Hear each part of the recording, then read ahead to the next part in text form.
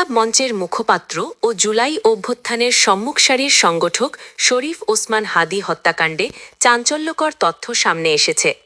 তদন্ত সংশ্লিষ্ট গোয়েন্দা সূত্র জানায়, এই হত্যার মূল পরিকল্পনাকারী হিসেবে ঢাকার কেরানীগঞ্জ উপজেলার সাবেক চেয়ারম্যান শাহীন আহমেদ ওরফে শাহীন চেয়ারম্যানের নাম উঠে এসেছে। গোয়েন্দা সংস্থার দায়িত্বশীল সূত্র জানায়, হত্যাকাণ্ড বাস্তবায়নে অর্থ ও অস্ত্র সরবরাহের দায়িত্বে ছিলেন শাহীন চেয়ারম্যান নিজেই। পাশাপাশি এ ঘটনায় তার সহযোগী হিসেবে আরও কয়েকজনের সংশ্লিষ্টতার তথ্য মিলেছে, যাদের মধ্যে নিষিদ্ধ ঘোষিত ছাত্রলীগের একাধিক নেতা রয়েছে। তদন্তে আরও জানা যায়, হত্যাকাণ্ডের পর ঘাতকদের ঢাকা থেকে সীমান্ত পর্যন্ত পালিয়ে যেতে সহায়তা করেন গোপালগঞ্জ জেলা ছাত্রলীগের সাবেক সভাপতি আব্দুল হামিদ। এই ঘটনায় তার ভূমিকার তথ্য পাওয়ার পর থেকেই তাকে গ্রেফতারের জন্য তৎপর রয়েছে আইন শৃঙ্খলা বাহিনী।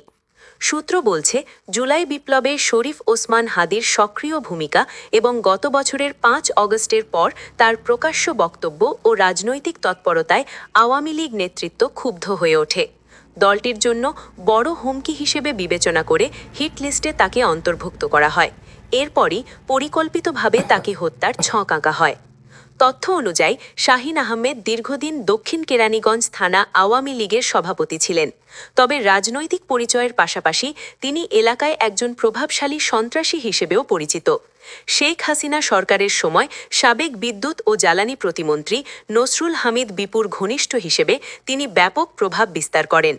অস্ত্র ও সন্ত্রাসী কর্মকাণ্ডে যুক্ত থাকার অভিযোগ থাকলেও দীর্ঘদিন ধরেই তিনি আইন শৃঙ্খলা বাহিনীর ধরাছোঁয়ার বাইরে ছিলেন।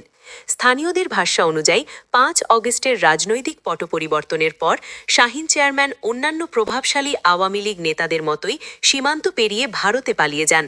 শুরুতে নীরব থাকলেও গত কয়েক মাস ধরে তিনি আবার সক্রিয় হয়ে ওঠেন।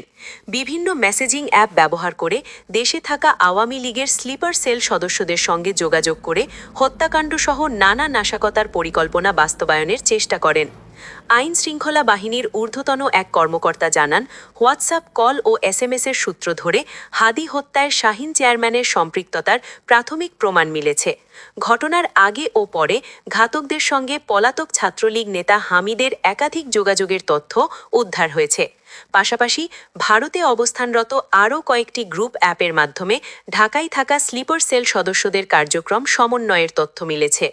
তদন্ত সূত্র জানায়, মামলার সন্দেহভাজন তালিকায় কয়েকজন রাজনীতিকের নামও উঠে এসেছে। গ্রেফতার হওয়া আসামিদের যৌথভাবে জিজ্ঞাসাবাদ করে আরও তথ্য উদ্ধারের চেষ্টা চলছে।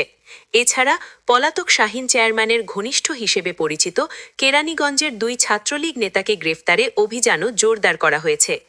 এই বিষয়ে জানতে চাইলে ঢাকা মহানগর পুলিশের অতিরিক্ত কমিশনার ডিবি শফিকুল ইসলাম বলেন, সব দিক বিবেচনায় নিয়ে অত্যন্ত গুরুত্বের সঙ্গে তদন্ত চলছে। আশা করছি খুব শিগগিরই এ হত্যাকাণ্ডের মূল পরিকল্পনাকারী সহ সবার পরিচয় প্রকাশ করা সম্ভব হবে।